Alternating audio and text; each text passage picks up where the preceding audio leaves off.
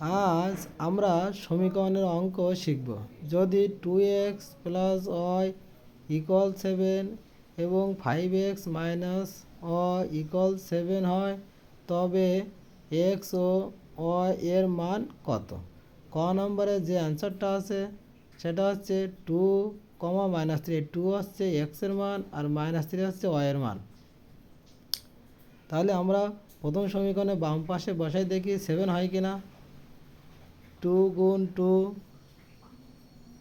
Plus -3, 2 দুগুণে 4 plus -3 1। তাহলে যেহেতু আমার ডান পাশ মিলেনি, সেহেতু 2 নম্বর সমীকরণে বসানোর প্রয়োজন নেই।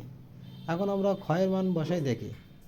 2 গুণ 5 প্লাস 3, 5 দুগুণে 10 প্লাস 3, তাহলে 13, তাও মিলেনি। তাহলে আমাদের 2 নম্বরে বসানোর প্রয়োজন নেই। এখন আমরা গ নম্বরের অ্যান্সারটা দেখি। 2 গুণ 2 প্লাস 3, 2 দুগুণে 4 প্লাস 3, তাহলে যোগ করলে 7। এখন আমাদের ডান পাশ মিলে গেছে। তাহলে আমাদের দ্বিতীয় সমীকরণে বাম পাশে বসাই দেখি। 5 গুণ 2 -3, 5 দুগুণে 10 -3, বিয়োগ করলে 7। তাহলে আমাদের 2 নম্বর সমীকরণের ডান পাশ মিলে গেছে।